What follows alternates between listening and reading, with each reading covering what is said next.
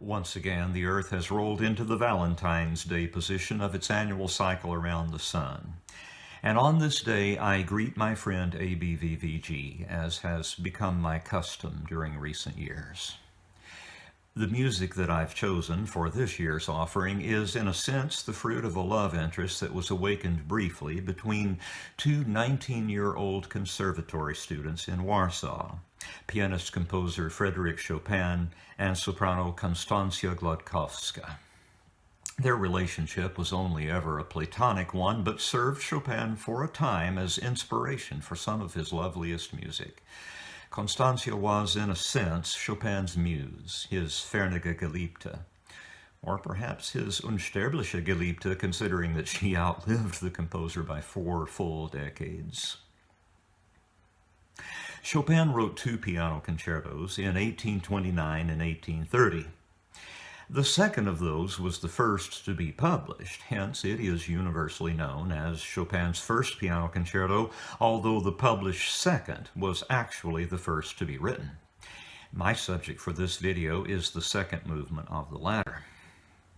Chopin's second concerto is in the dark, brooding key of F minor, just perfect for the burgeoning romantic sensibility in 19th century music that sought to make of music a species of literature. That is the key of Beethoven's Quartetto Serioso and Tchaikovsky's Fourth Symphony. One way of thinking about this music is to position it just this side of Beethoven's death in 1827 and just prior to the advent of Hector Berlioz's Symphonie Fantastique in 1830. It was into that hothouse world that Chopin's second concerto was born. The A-flat major slow movement that I'm treating here is a relative major island of serenity in the midst of a tempest-tossed musical sea. The orchestra is used only sparingly in this movement. You'll hear it independent of the solo instrument only twice to introduce the movement and later to close it with the same music. Otherwise, it is the strings who will be the primary accompanists, with select winds enlarging the timbral palette from time to time. The only real exception to the description I have just given you is the return of the primary theme's consequent paragraph as the music nears its end, when the first bassoonist imitates the piano at the interval of a measure and later spins out that line into a gorgeous counter-melody.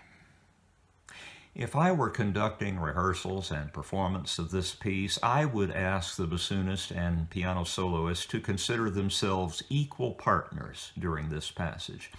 And it could well be that the conductor in this case called for just that, and that the bassoon's rather muted sound in this recording has more to do with decisions taken in the engineering studio than in the actual performance.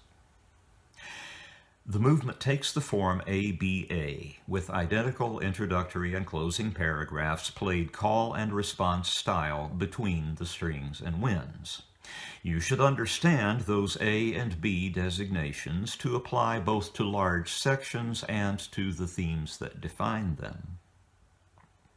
The quiet opening statement is, as I indicated earlier, the orchestra's, with the piano joining at the cadence and spinning out a brief, florid anacrusis to the main theme, which is cast in introspective paragraphs of copious length, relatively simple in melodic outline, but embellished lavishly as though continuously improvised.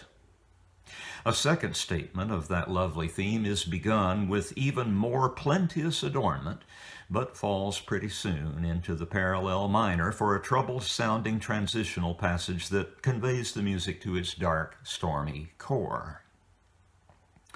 The A-flat minor B theme is a musical thunderstorm unfolding in slow motion.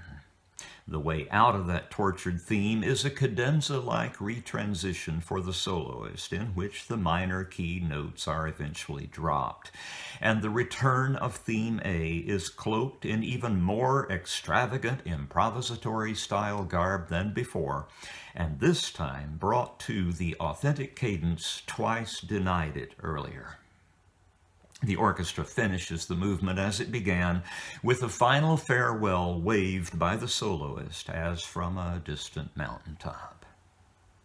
The recording was made in 1975 by Arthur Rubenstein with the London Symphony, conducted by André Previn. The recipient of this greeting is as beautiful as the music that I've chosen for it. Happy Valentine's Day, ABVVG.